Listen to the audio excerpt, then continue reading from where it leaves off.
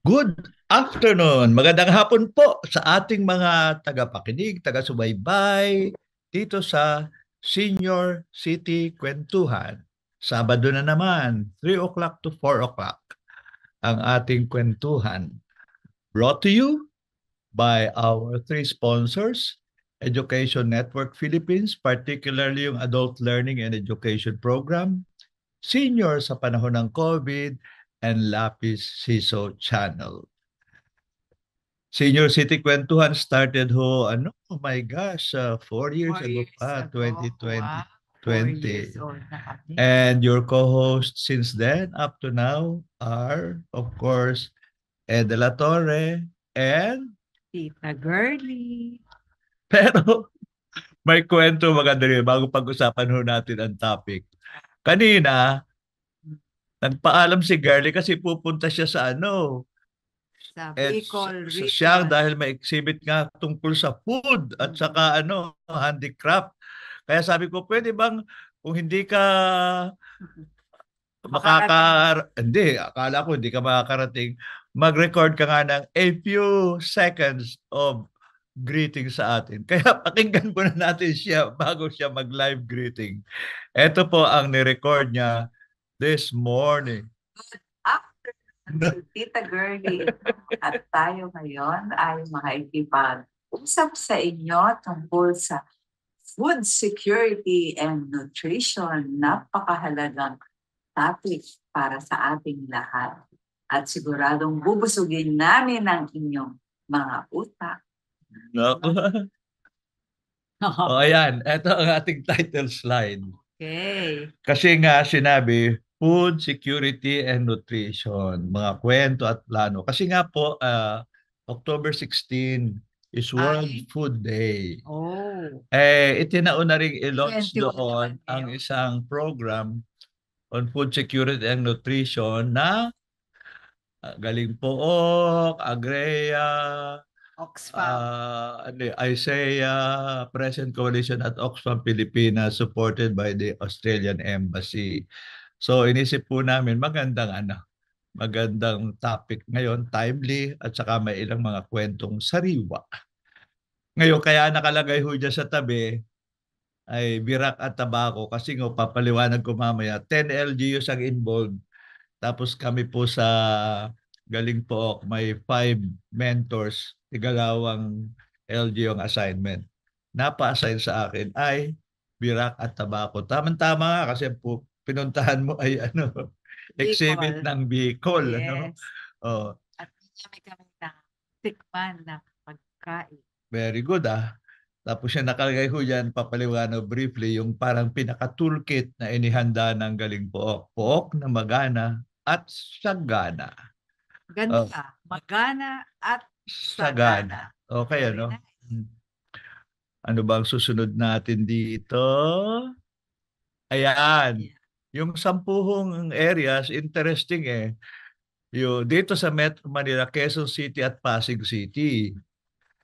Sa Bicol, ayun nga naka-assign sa akin, Birac, Catanduanes, yun yung pinakamalayong isla sa Pacific. At yung across the water, yung Tabaco City sa Albay. Ngayon, the next 4 ay nasa Region 8.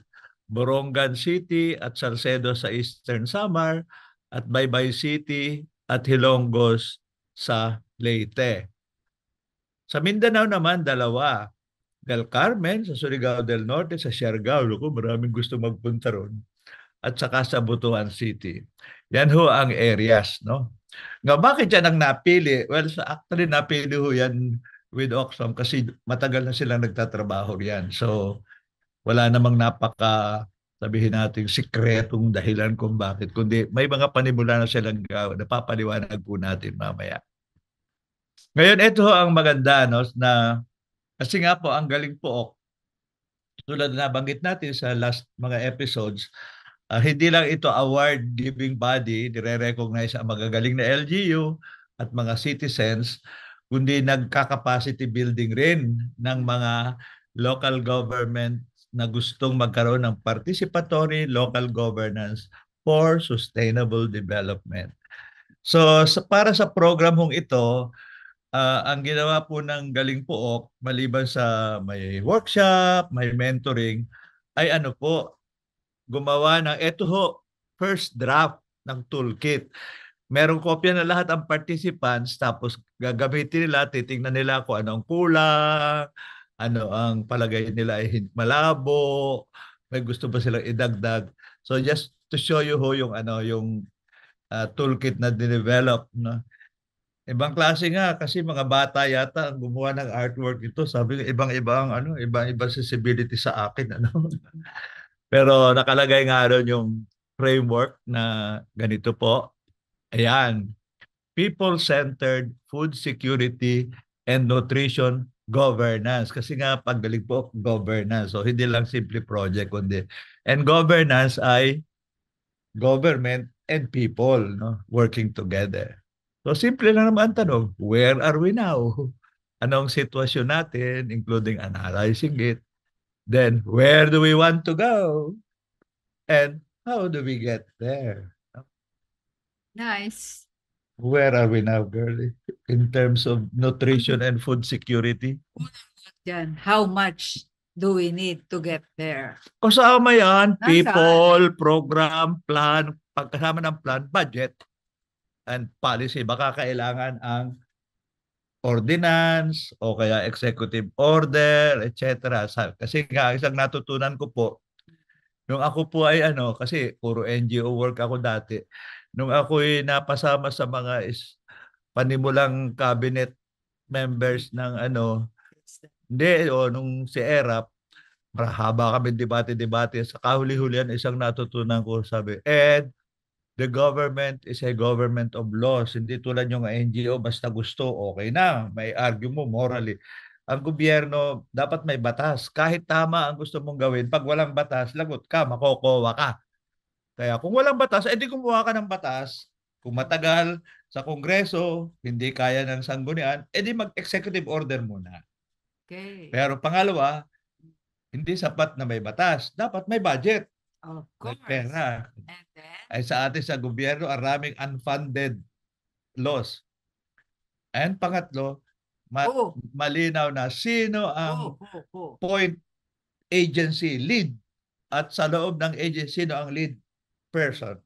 Simple lang, Yan ang governance, sabi na. Okay. Ang kulang doon, kasi point of view of government, ang tanong, sino ang mga kapartner na pwede? Yes. Whether NGO, kahit private sector, kahit faith-based community, kahit SUC, at higit sa lahat, ang mga komunidad. People's organization, kay mga nanay, mga magsasaka, mga mangingisda, kabataan, at iba pa. Lalo na ngayon, magbabarangay eleksyon. Okay. Dapat sila ay masipag, partner ng LGU, whether town or city. So yan po ang pasakalye natin sa ating episode ng food nutrition security. and food security and nutrition. Food security and nutrition governance. Pero sa totoo lang po, sa slides na inihanda ko, nauna ang nutrition. Okay lang. Okay lang ba? Ano ba ang kaibahan? Ayan. Food security, lahat niyan, supply, etc. Pag nutrition, so, kumain na. Sa bituka. Consumption, at saka sabi nga na, hindi lang sapat na busog, kundi dapat malusog. Yes. Okay. Ngayon, ang interesting, tingnan ninyo po, ang statistics ng ang stunting, pag-usapan natin mamaya, pag S ay severe, pag M ay medium, stunting, wasting, underweight. Sa totoo lang po, makikita natin sa susunod sa national statistics, ang napiling 10 LGU, hindi naman ganun ka grabe ang stunting. Yung akin dalawang Albay, 6.2 lang. Catanduanes, 6.8. Yung Baybay, Hilongos, medyo mataas-taas. Ang Borongan, medyo mataas-taas. Yung Salcedo, mabababa. Ay, lalo na ang Butuan, 1.3. Del Carmen 2.9. Of course, may debate nga na sigurado ba dahil sa datos at kasi nga hindi ho laging accurate. Dati ho, pag sinabi nating malnourished, kinukuha lang sa timbang eh, di ba? Weight, underweight, no? Ang bago talagang in-emphasize ngayon yung stunting. Yung hindi tama ang expected height mo Growth. sa period sa iyong age, no? So, ngayon ang tanong nga, kung di naman pala sila ang pinakagrabe, ano ngayon ang habol ng course? Precisely, ang habol nga po, parang appreciative inquiry. Meron ba silang ginagawa Na na maganda na pwedeng ibahagi sa iba at magamit ng iba? Check it lang, hindi para ba yan ang resulta, pero bakit ganun? Including, well, siyempre, ang tanong sa burungan, bakit kayo mas malaki? Oo. Oo. Pero at least naman, maganda ang maganda ang usapan na nangyari. Dahil nga, kasi, Sinong gumawa niyang yan, research na yan? ito galing sa National Nutrition Council. Taon-taon pala ina-update Every yan. year yun. Di ko lang alam kung sampling ba yan pero mukhang absolute numbers Oo. Paano nalaman mong absolute numbers? Ayun total percent. Ikaw naman. Madaling gumawa ang AI niyan. Lamang, kita ni Honyero, wala ang Quezon City at Pasig dito. Malamang malaki-laki. Dahil nga pag sa syudad, saraming tao. Percentage-wise, baka mababa, pero absolute numbers, marami. Dito na lang sa atin, maraming homeless. Homeless. Maynila, yung feeding program ni Labi. The thousands. Oo nga. Punta tayo muna ang una kong nagbigay ng lecture ay si Dr. Shell Habito na, well, dating NEDA, kare-retire lang bilang professor yata sa Los Baños. May tinayo siyang parang consultancy firm, ang tawag ay Brain Trust Incorporated.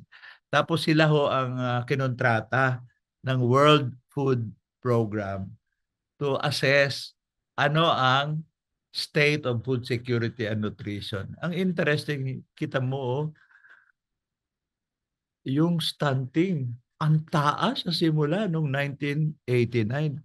44.5, halos kalahati below expected sa underweight, not so bad pero still mataas. Ang mabababa, wasting pero kakatawa, nagsisimula na rin yung overweight sa kabila naman dahil nga sa inequality. Kahit yung mayaman, may problema rin. Baka mali ang nutrition o sobra. Now, for a long while, hindi masyadong nagbago. Pero at least kahit paano steady bumababa. Kaya sinabi ko, kahit yung Boronga na 21, tingnan ninyo, by 2019, ang national average ay pa rin? 28.8. Ang rami. Mamaya pag-usapan nga yung debater yan. Yung bang height ay indicator talaga na Bata. ayan ang katanungan.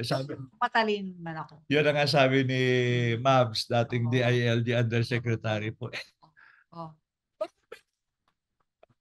Si Pandak ay matalino naman. Pero matangkad hindi. Ayan. Yan ang tanong ngayon. Ano ang correlation ng stunting at height and development ng learning at intelligence?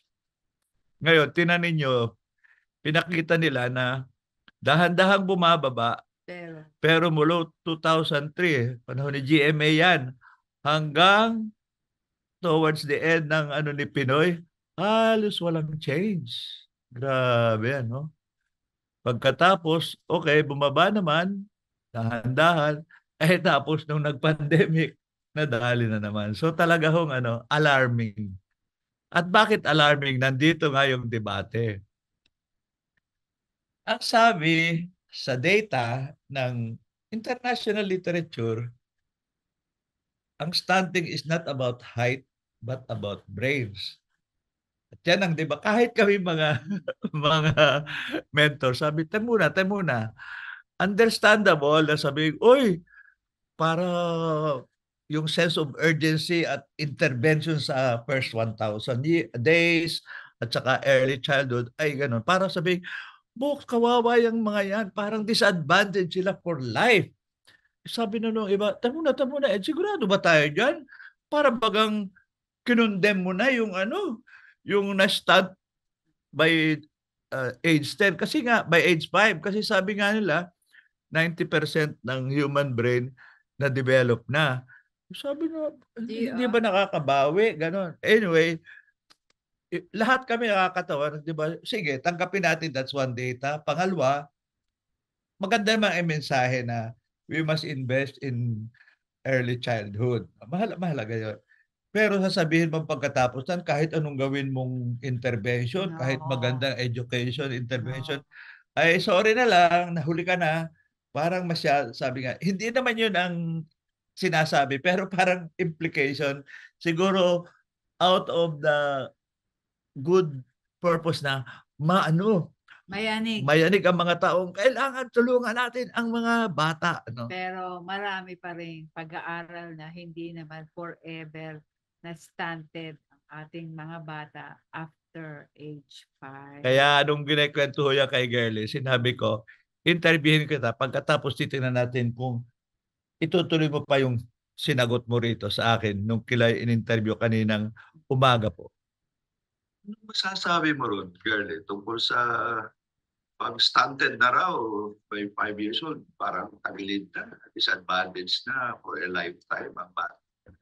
Aba, I beg to disagree. No. Kasi marami ring pag-aaral na kapag ang isang bata ay napasuso ng nanay at naalagaan ng gusto, may kakayahan pa rin makabangon ang ating mga tinatawag na bata sa danger ng shunting.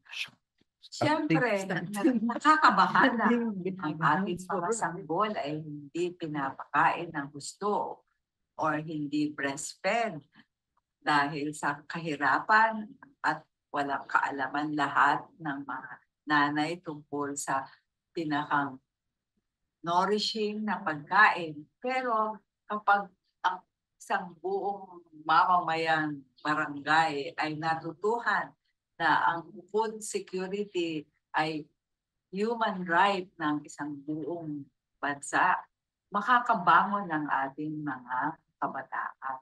Malisiyan. Ako naniniwala ako ng ating mga utak ay nakaka-recover, nakaka-rehabilitate, lalo na kung pagtutulungan ng mga nanay, tatay at ng buong pamayanan.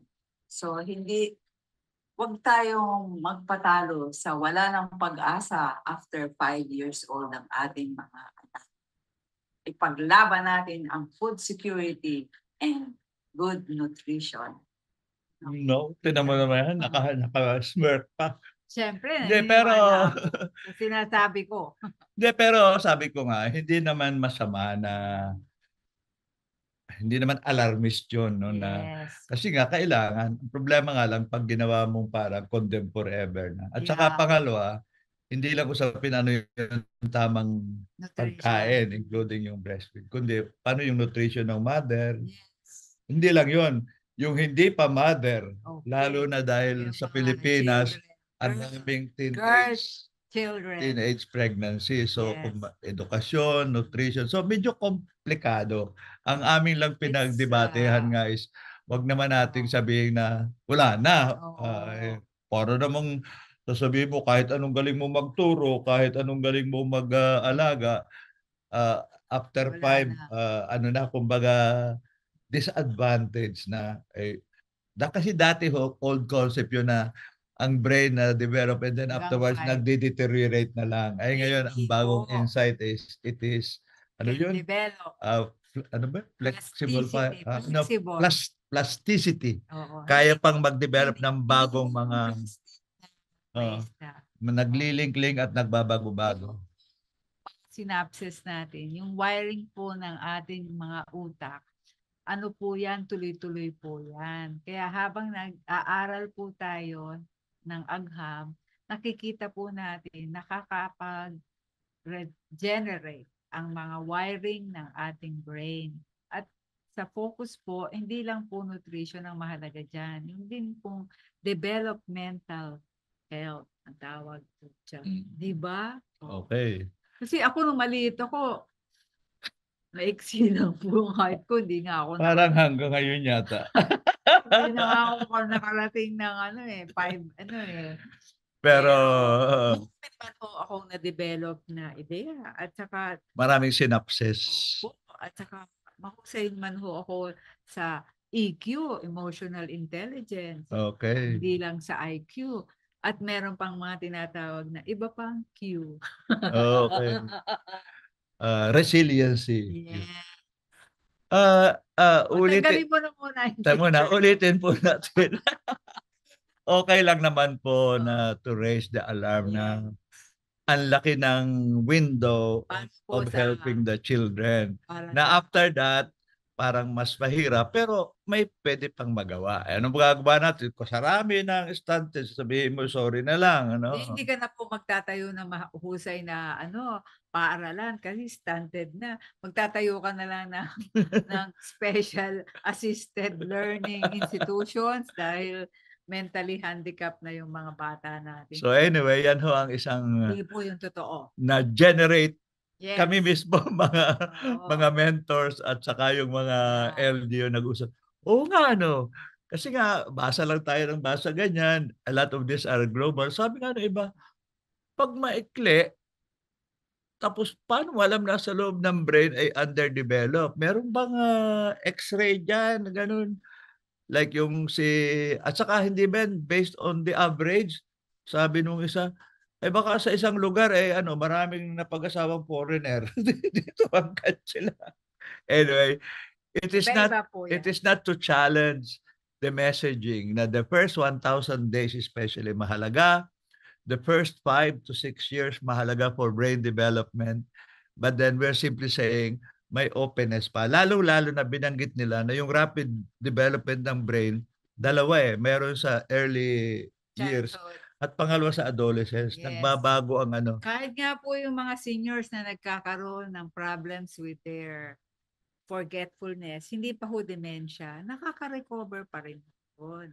Yung mga na-stroke ho, nakaka-recover pa rin yun. So marami na hong data based on science and medicine na our brains are capable of regenerating synapses.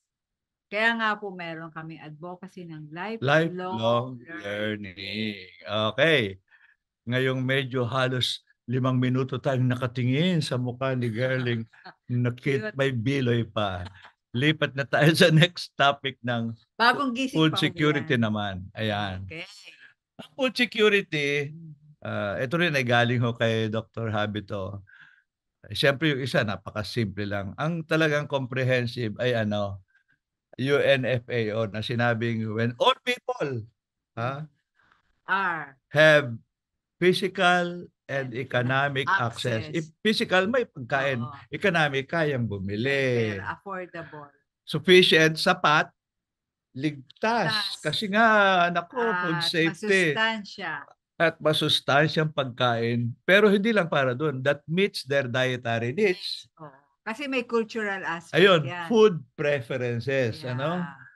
For what? For an active and healthy life. So maganda ho yung next slide na pinresent niya. Sabi, tingnan natin, availability at affordability. Adequacy, Safe. food safety and nutrition centered on human well-being. Doon ho sa sa pinrepair na toolkit ng galing po, may bago silang dinidevelop na acceptability. Pwede din. Kasi nga cultural Kasi lalo na yung mga vegan, hindi sila basta-basta kinakain ng mga non-vegan. Pero dapat tulungan mong baka mamaya kulang ang protein. Tapos yung faith-based, bawal din sa kanila, yung mga Adventist, bawal kumain sila ng dinuguan. Hindi acceptable sa kanila yan. Okay. Okay? Ngayon, siyempre, what to do? Ang isang naging conclusion namin, ang rami palang datos and strategies at the global and national level. Alam mo, walang indicator ng food security at a local level. Why? Ayun po, hindi na-develop. Kasi nga dati ang governance natin puro national. Kaya isa rin yun sa aming target. Maka-develop kaya tayo ng indicator. Kasi sabi ng mga mayor, wag na nyo kami bigyan ng sangkatutak na teorya. Bigyan nyo kami ng checklist. Ano ba ang dapat meron para Para. food secure ang aking munisipyo, ang aking syudad. Correct. Ngayon, sa huli naman, ang nilagay na slide ni Shell, meron namang advice, si Dong Rasco kaya ito, yung dating sa Los Baños, sa dating PhilRice. So, interesting ho. So, hindi na lamang yung price, kundi energy rin, food miles. Huwag masyadong malayo. Malayo pinagalingan. Hindi na tayo kailangan po mag-import. Lalo na yung importation, ang layo-layo. Hindi naman kung kailangan, kailangan. Pero the shorter the food mile, the better po. Kung No? pwede nga po, from farm to table. Tapos pangalawa, sige nga, ay baka mamaya mawala na lahat ang mga magsasaka dahil hindi naman sila kumikita. Ang kumikita ay trader, ang kumikita ay yung importer, ang kumikita ay yung mga retailers. Pangatlo, sa Pilipinas ay talagang ito diversify dahil nga po like sa Cayapa, sa Nueva Vizcaya, sabi ng mga parte ng PRRM na na organic farmers ay pagbilis ng bagyo at ay yung kanila mismong mga parang greenhouses ay mahina later naman nangyari yan sa kwento ng ng Albay mahirap ang rice laging babagyo kaya nagsimula sila magtanim ng kamote. Oo. Okay. Low external input. Yan ang discussion ngayon. Bawas-bawas. Kung hindi man agad makabenta ka ng mahal, mabawasan mo ang gastos. Yun ang advocacy natin sa organic agriculture. At consumer health and nutrition. Dati nating guest si Ted Mendoza, siya nag-advocate. Planetary. Hindi naman sinabing planetary lang. Tingnan natin ang kabuuan. Pero that means less meat. Yes. Kasi grabe raw ang percentage ng lupa, tubig at resources na napunta sa production ng lalo na ng beef. Beef, baka, mga baka. At panghuli nga, lesser ang environmental impact. Hindi ito kompleto pero mga prinsipyo para magkaroon ng improved food systems. Ngayon, ang maganda nangyari po doon sa initial workshop namin, naging responded sa kanya ang isang mayor na galing sa Isabela. Kaya ito yung blanco dahil nga hindi, papalitan ko muna ho ito stop share. Kasi ang gagawin po natin, ipe-play natin ay, naku, nakalimutan ko na naman. In love sa akin. Lagi mo pinapakita ang akin. Bagong gising ko. Sobra talaga itong si Garly. Alisin ko na muna ho yung picture niya sapagkat kailangan iba ho PowerPoint ang aking ipapakita. Pero hindi ko pa ho alam kung paano ipapakita. Ayan, ito. Slideshow from the beginning. Slideshow from the start. Tingnan ho natin kung sana'y tama ang makukuha niya. Ayan, tama po. Finally. Isa hong galing pook winner noong 2007 ang municipality ng San Mateo, Isabela. At ang kanilang winning program ay yung munggo as black gold. Kasi nga ang Isabela po ay well known rin for rice. At sila rin, rice producing ho sila. Pero sila ho ang nag-develop ng kanilang munggo program na advantage. Meron ng healthier soil, healthier nutrition, at diversified income ng mga farmers. Ilan hong slides ito pero gusto ko ikwento sapagkat doon ko lang unang napakinggan yung kanyang presentasyon. Hindi ko naman pipresent lahat ang binigay niya pero yung napili ko lang na para sa mga hindi alam kung nasan ang San Mateo at ang papel ng munggo sa buhay. Kasi ngayon ang tawag sa San Mateo is the Munggo Capital of the Philippines. Na tinanong ako kanina ni Garly, ano ba ang English ng munggo? Akala niya soybeans. Ano pa ako? Ang tawag ko dyan sa English ay mung bean. Kaya pala munggo. Mung bean. It's a bean. It's a bean. Mung bean. Soybean is also a bean. Anyway, ayan. Ang San Mateo, first class, no? Marami labing populasyon, 65,000, 33 ang barangays, 12,000 hectares. Tingnan nyo ang agricultural land, 90% rice production. Dati, pero nagsimula ng munggo. Biro mo, 65% ng land area may munggo na. Ay, in between naman, saliitan naman yun eh, hindi permanent. Kasi ang ginagawa sa munggo, after yung rice harvest, munggo muna. naman, after Then munggo. saka tapos rice uli. Ayun ang sabi. Dahil nga, dati tinanin nyo, Right. yung rice lang, pagkatapos ng yung erode na yung nawawala na yung nutrients ng topsoil. Pero nagsimula siya ng munggo, hindi lamang yung nutrients sa baba, kundi yung cover. No? Tiyo, ang laking diferensya na kung rice, salitan mo ng rice, munggo, and then rice uli. A better soil. Tapos nga, ang whole point is to restore the fertility of the soil. Pinag-aralan naman natin yan eh. Yes.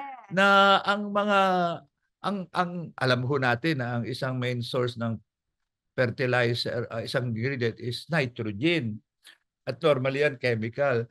Pero sabi nga na, yung plant pala, hindi kayang magamit yung nitrogen kung walang mga bacteria who can fix the bacteria sa soil para ma-extract ng roots. Ganun. Ay ang munggo talagang attracts nitrogen fixing bacteria. Kaya talagang after a few seasons, tumataba ang lupa. Hindi kasing kaila. Even para sa palay. Pero ang interest, paano ginawa ng mayor? Sabi niya, hindi ganito na lang. Nangolekta sila, awa ko kung saan sila bumili, hindi ko alam buong kwento ng mga munggo seeds. Tapos sinabi, lahat na magsasating 20 kilo kayo, walang bayad, basta tanim ninyo. Ngayon, pag naka-harvest na, saka nyo ibalik, plus I think may dagdag na, hindi ko alam kung, hindi naman 2 kilos basta para naman may para sa iba. So, plant now, pay later. Ang galing na scheme po. Yan ang na-involve na farmers. Yan ang susunod. Tinanong mo Siyempre.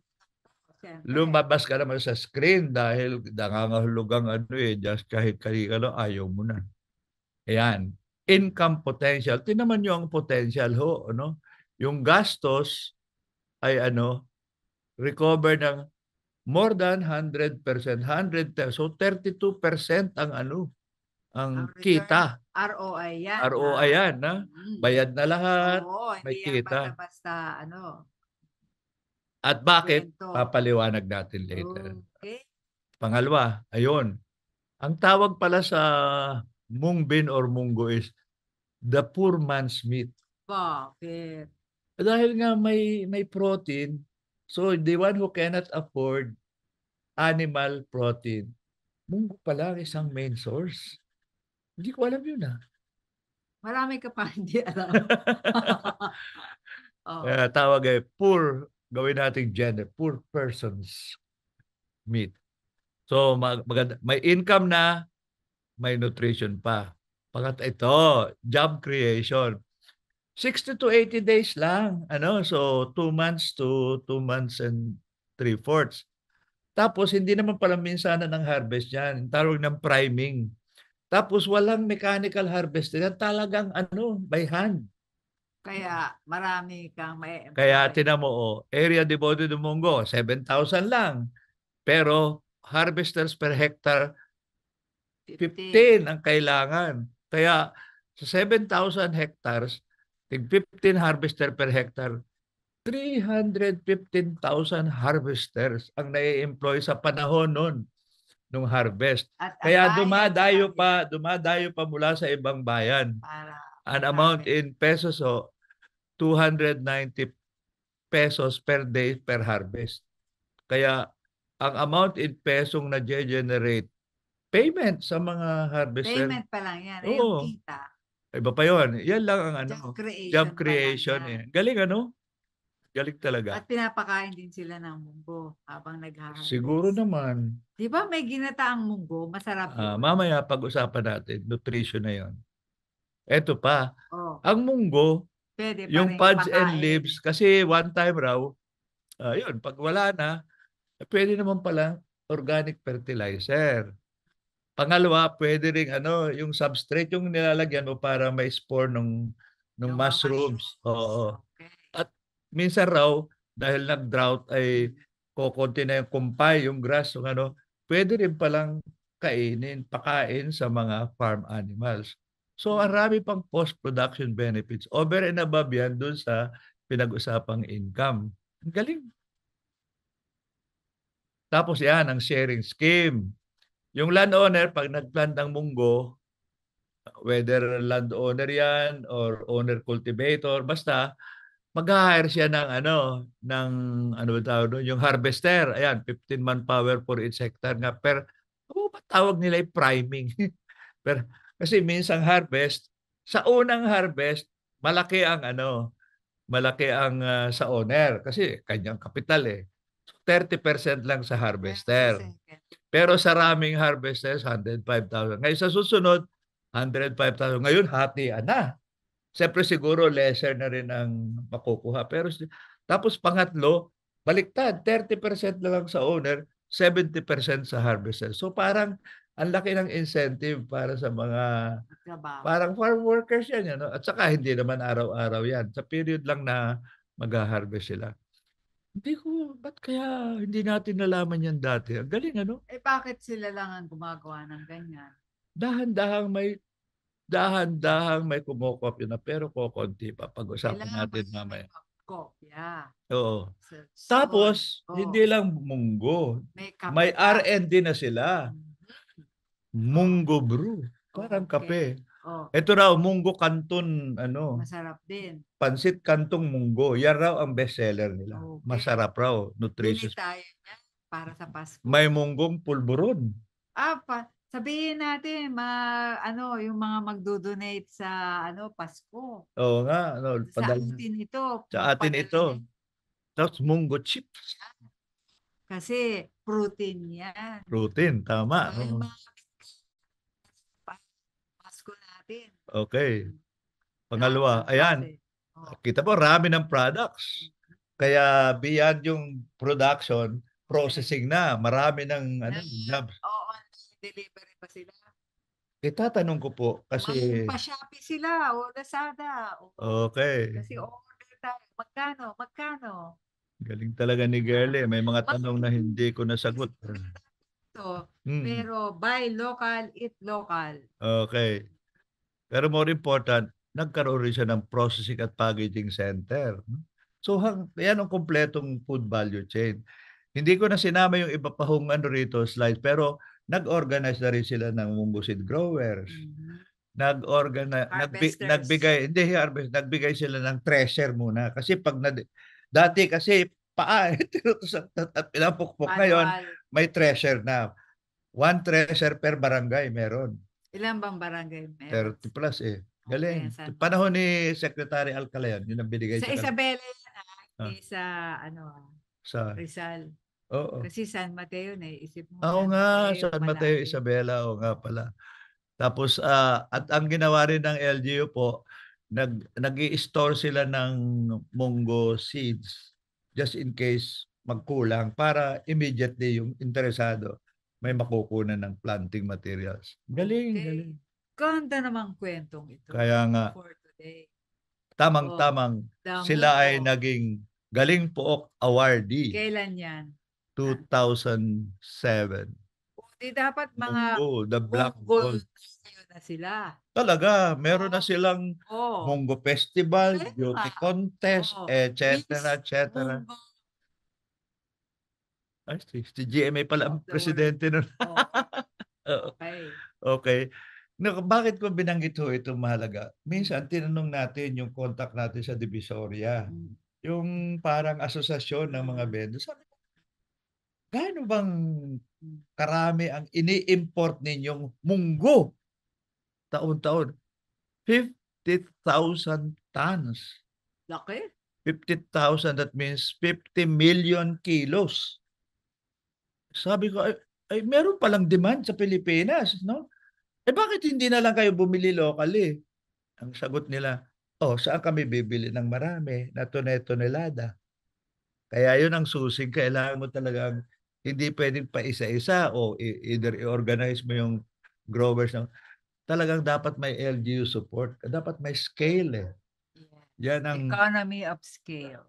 kaya yun ang mahalaga na hopefully isang lesson. Also, Sa nagugutom na mga bansa. correct. Ang galing talaga ni Girlie mag-isip pa. Kaya as usual, tinanong ko siya, tapos na muna ito, stop share, balik na naman tayo sa share screen sa yung dati. Ayan, ano naman, sabi mo nga, tinanong natin si Girlie naman sa kanyang reaksyon. Sabi mo dun sa kwento ng munggo na sa San Mateo, Isabela, no? Ano ang karanasan mo tungkol sa munggo?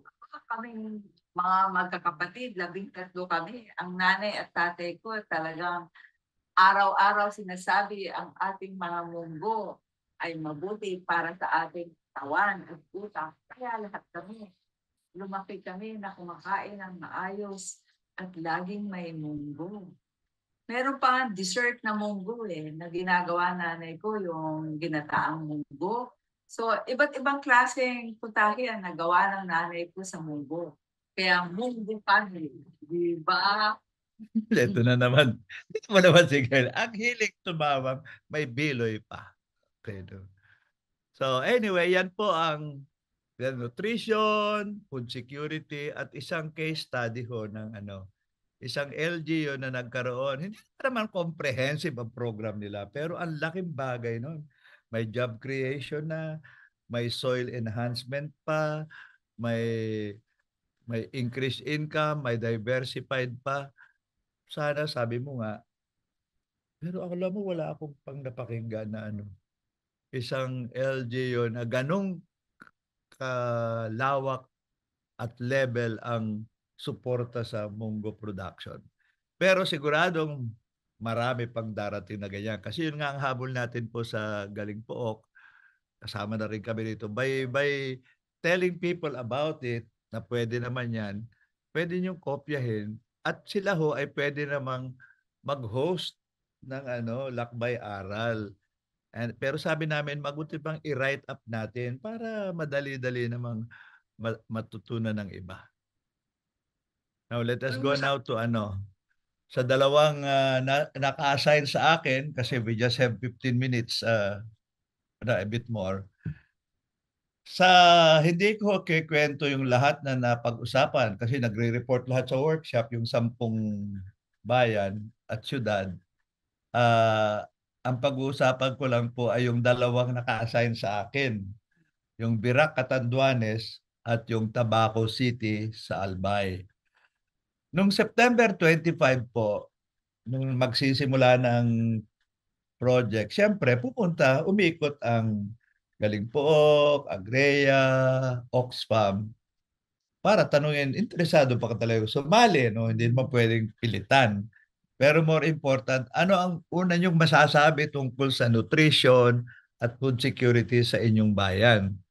So, ang unang report doon po ng Virac, meron na raw silang ano pang SAC, Sustainable Agriculture, hindi ko alam.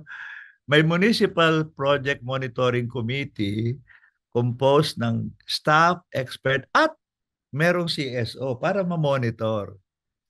Pangalawa, may mga programs sa mga magsasaka, pati hanggang basic accounting training. Kasi nga yung financial literacy. No?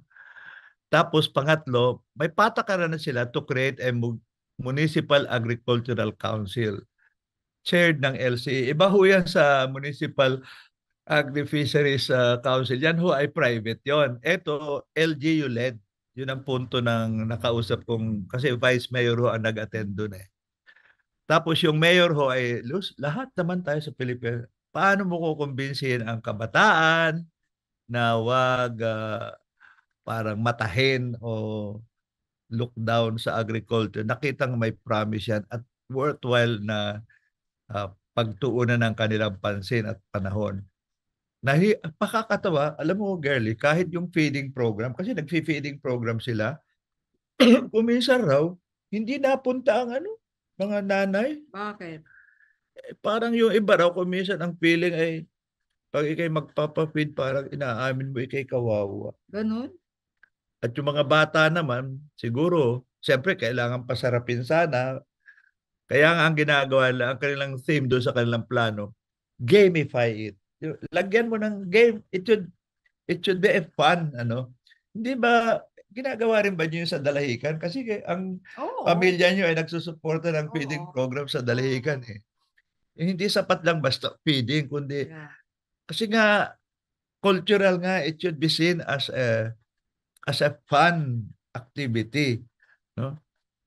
So yun ang yun ho ang pinresent. Ngayon, maliban po diyan, ito po ang picture namin. O yan. Ako po'y mentor. Ang katabi ko po ay yung naka-orange, siya ay si Vice Mayor Arcilia.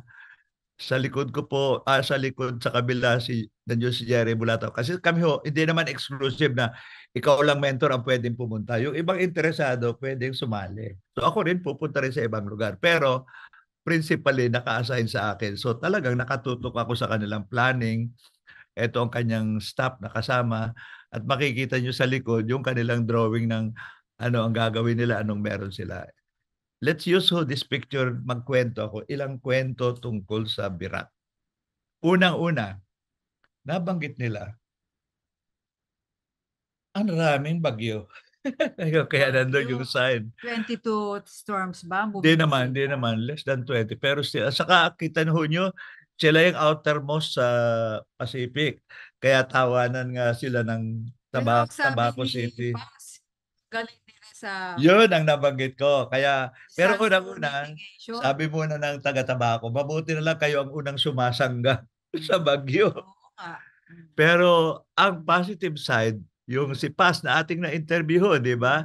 Nagtrabaho siya as an NGO on disaster risk reduction at resilience.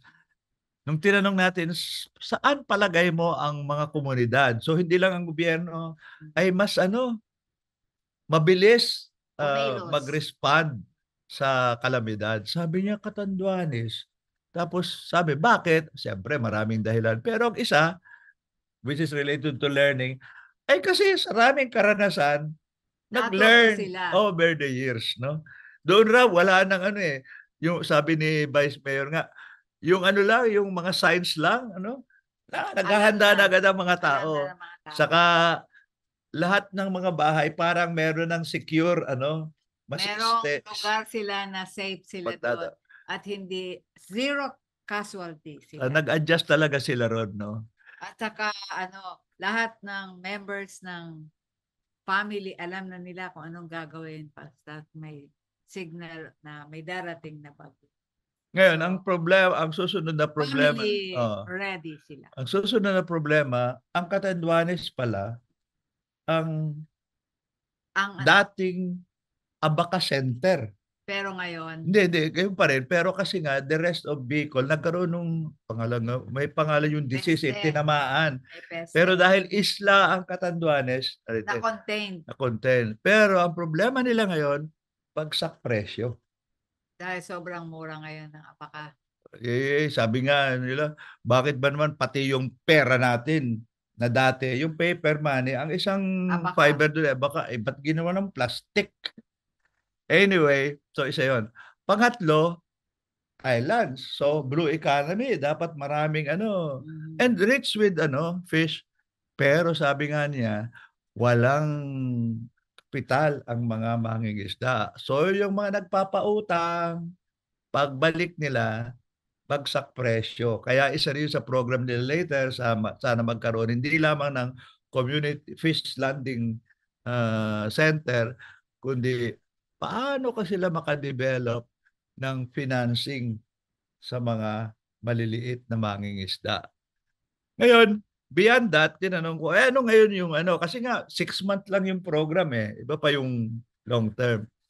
ano ang realistic na magagawa na may impact sa food security at nutrition? Ano? May dalawa silang naisip. Una, malunggay sa bawat barangay, bawat bahay. Kasi sabi nila, kahit na bagyuhin ang Catanduanes, maganda yung lupa, Survive. madaling mag-survive. Kasi ang malunggay pala, sino ba nagsabi? Kausap namin, ilang beses siyang nagpapatubo, laging namamatay. Yung pala, pag medyo basang masyado ang lupa, hindi pwede ang malunggay. Pero ang kanilang lupa raw okay. So malunggay sa Ano bawat bahay. At pangalawa, Munggo. itlog para lumusog. Ah, parang sabi niya, parang an apple a day. Keep One the egg doctor a day. away. One egg a day. Mamaya natin pag-usapan yung munggo. So yun ang parang initial, pero sabi nga niya, ang mahalaga dyan, magte-take ng lead dapat yung LGU at imo-mobilize mo ang barangay at saka mga PO, NGO and all that. So sabi ko nga, marami ba kayong nyog, baka makatulong. Sabi, marami-rami rin, pero dadali ka ng bagyo. Sabi ko, tingnan natin, baka makarecover ka. Marami pa ho pa silang ibang mga programa, pero yun ang napag-usapan namin kasi dalawang araw lang kami nag-usap ng analysis, anong pwede. Ang maganda doon sa programa, tinatanong, madaling magsulat kung ano-anong plan. Ang talagang specific, saan, ilan, yung tanong mo, magkano yan, sino ang gagawa, at bakit yun ang uunahin. At kaya ba within 6 months. So yan ang Birac Catanduanes na sana po ay ako'y makakadalaw sa kanila next year, baka Enero. Next week. Ninervous na si Gerly na ako'y magpapaalam na sa kanya dadalaw sa Catanduanes. Kasama ako. Pwede. Okay. Assistant. Lalo na mahilig kang kumain ng munggo. Ang munggo ay dito sa pangalawa. Ang pangalawang LGU ay syudad naman. Ang Tabaco City pala, nung binisita ng September 20, ang sabi na, second biggest source of sweet potato in Albay. Grabe. At alam ko niyan, alam ko ang isang pinanggalingan yan dahil nga po nung si Joey Salceda ay gobernador ng Albay, ako po yung naging evaluator rin ng kanyang mga programa. Sabi niya, Ed, na-realize ko, how many? 200 million yata pesos ng Albay ay ginagastos sa Kamsur dahil doon bumibili ng bigas. Kaya sabi niya, ang laking labas sa amin. Pero hindi naman kaya i-substitute. Bakit? Lagi kaming binabagyo. So sabi niya, gawin ko kaya food staples rather than rice. So sweet potato. Kaya ang claim niya, ang Albay na raw ngayon, ang second largest producer of sweet potato in the whole Philippines. At sa loob nun, ang Tabaco City ang second producer. Ngayon, ang isang problema, kaya magre-relate rin sa munggo, hindi ko akalain, ang kamote pala, malakas kumuha ng nutrients sa soil. Kaya mamaya, kaya mahalaga rin magtanim ng munggo. Kaya nag-isip sila magtanim ng munggo. Tapos gagawa sila ng yung ginawa ng yung Negros Volunteers for Change, gumawa ng minggo, rice, munggo, at malunggay. Kaya sabi nila, oy, Birac dyan, dagdala kayo ng malunggay sa amin. Pero later, bili rin kayo ng aming i-develop na supplement. Yung supplementary na. Kasi meron na palang formula ang DOST na pwede mong pagsamahin ng rice, munggo, at malunggay for supplementary feeding. Hindi substitute, pero ang laking bagay. At saka tested na. Ang advantage ng Tabaco, meron na silang malaking women center. Kaya bumili na rin yata sila ng mga machines. Tapos ang idea nga talaga magkakaroon ng massive feeding program. Pero more important, baka yung ibang mga LGU ay bumili rin sa amin. Ano ho yan mula sa Tabaco, yung pier, mga 1 hour lang tungo sa Catanduanes. Depende sa season. Kasi nga, pag masyadong wala, ang taas. Ninervyos na si Gerling kung sasama sa akin. Ba't naman aeroplano ang iniisip mo? Mas magandang tabako muna pagkatapos birak. Tapos tayo mag-ano. Ang lakas ng si Crisel Lagban ho yan eh. Ano yan eh. Very strong ang God orientation po niya. Galing yung dalawang LG yung nag-lead nung Birak at si Crisel na current mayor, yung si Vice Mayor Arcilla naman ay vice pero last term na rin niya kaya sabi ay siyempre hindi ka nagpapakita rito kaya lumapit ka. Ikaw nagsasalita. Okay po, okay. Shine The your light. Malapit na, 5 minutes na lang tayo eh. Okay. Birac, Tabaco, San Mateo, Isabela. Ayan. Ang dami na nating Ayan, napuntahan. tinan mo kami. Ayan, si Crisel. Ganyan Tapos pa. ito ang nutritionist niya. Oo. Kompleto ang team niya eh, no? Tapos yun na nga, nakita yung lahat kami ganyan ho ang ganyan. At tapos ang maganda riyan kasi sila pair ipipresent ng Birak sa Tabaco ang kanyang program tapos magtatanong sila. Ito namang Tabaco nag-present at Birak ang magtatanong. So hindi ho plenary i-present lahat kundi nag-uusap yung dalawang Very LGU good. kasi nga peer-to-peer learning eh. Yun naman ang mahalaga kahit ho kami mga tinuturing na mentors kasi medyo may national ganyan sa totoo lang they learn best from each Better. other pero appreciated naman po nila kasi tanong namin anong expectation nyo sa mentors at sa galing po ang gusto nga nila i-link nyo kami kung saan kami pwede pang matuto hindi kayo ang kailangan magturo sa amin pero dalawa yon unang-una may mga videos ho mga case studies ng iba't ibang mga LGUs na winners bibigay rin sa kanila. Pero pangalawa, katulad sabi ko kay Mayor Crisel, i-link ko kayo doon sa Negros Volunteers for Change. Pwede pag-usapan ninyo ano yung Alin dyan si formula.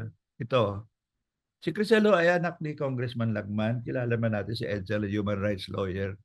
Ang sabi nga niya, kasi last term na rin siya, baka malamang siya ang susunod na congresswoman. Ay yung si Vice Mayor Arcilia sabi, paano ka, Vice Mayor? Siya Ay, maging mayor. ay hindi, sabi niya, wala akong pera, saka ayokong labanan ang mayor ko. Ay di, babalik na lang siya munang konsehal, sabi niya. Number 1 konsehal naman siya.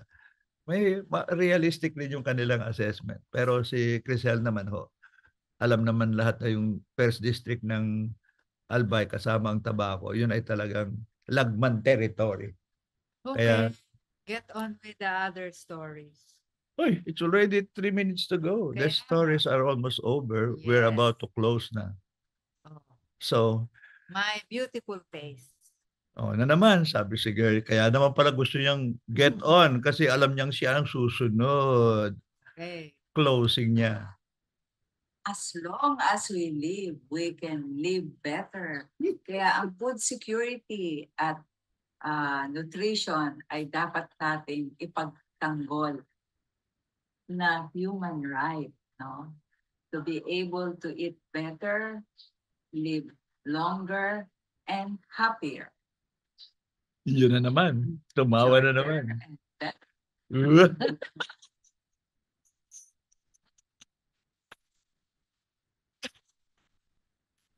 Masaya.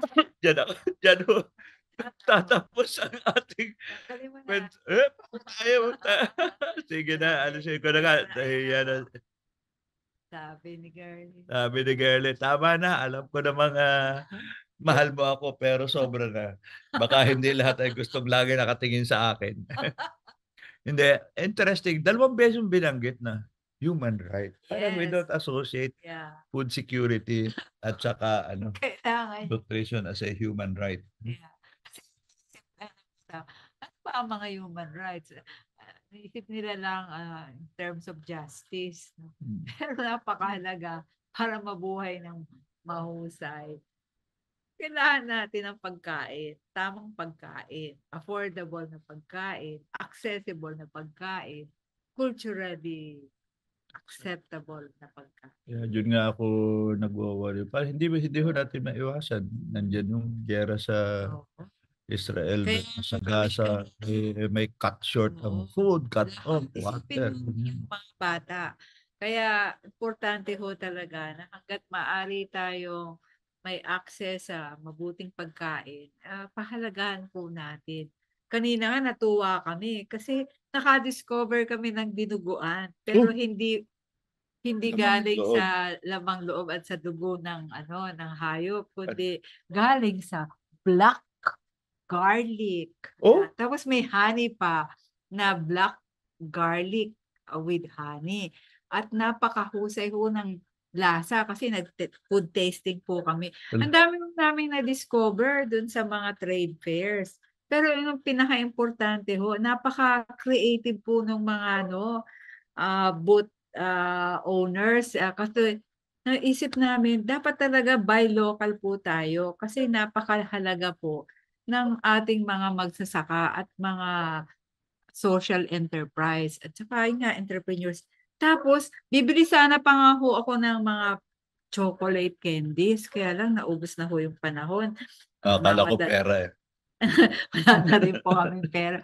Pero ang dami ho nilang klaseng kakao na nagawa nila na chocolate.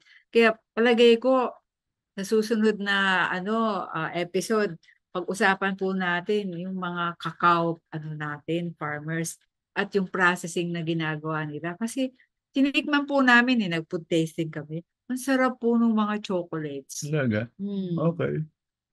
So hanggang kailan ba yung trade food? Gampas na lang po Gabo. eh. Kung mga gusto pumunta ho ron, kahit patulungan natin ang ating mga magsasaka, magtitinda na taga Bicol po. Oo, ng mga pagkain. Kaya bumili ho kami ng mga laing, ng mga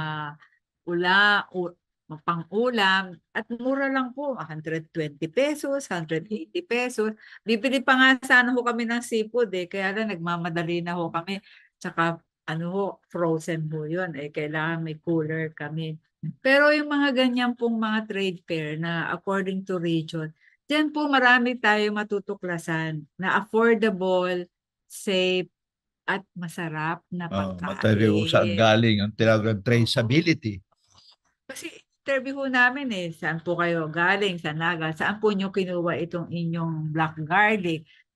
Ito po ay grown sa Bicol. Yun po, may mga tapos. Edison kaya meron doon? Sayang. Ikot ako Namin hong kaibigan, graduate ng help sa Tagapili. Marami siyang mga enterprise.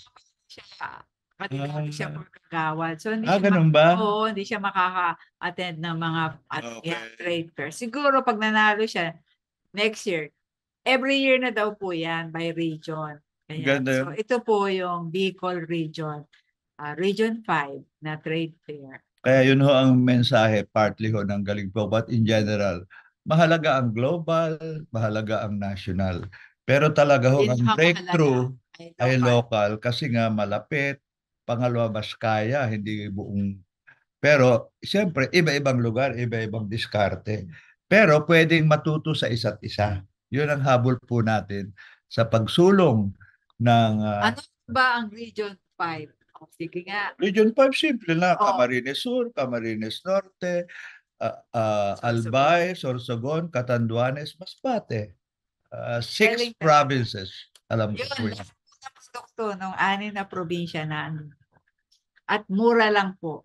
Kaya hindi na kami tumawad. Pero humingi pa kami ng kaunting senior discount. Nagbigay din naman. Okay, sige.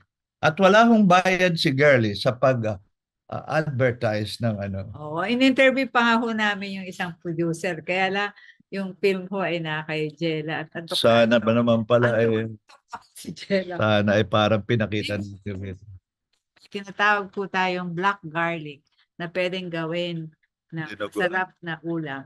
Hindi lang dinuguan. Palagay ko, pwede pa tayong gumawa ng black sausage. Okay. And on that note, kumain ng local. Okay, bumili ng local sapagkat hindi lamang sigurado tayong ligtas, nakakatulong pa tayo sa mga producers at more important, that is what is more culturally acceptable sa atin.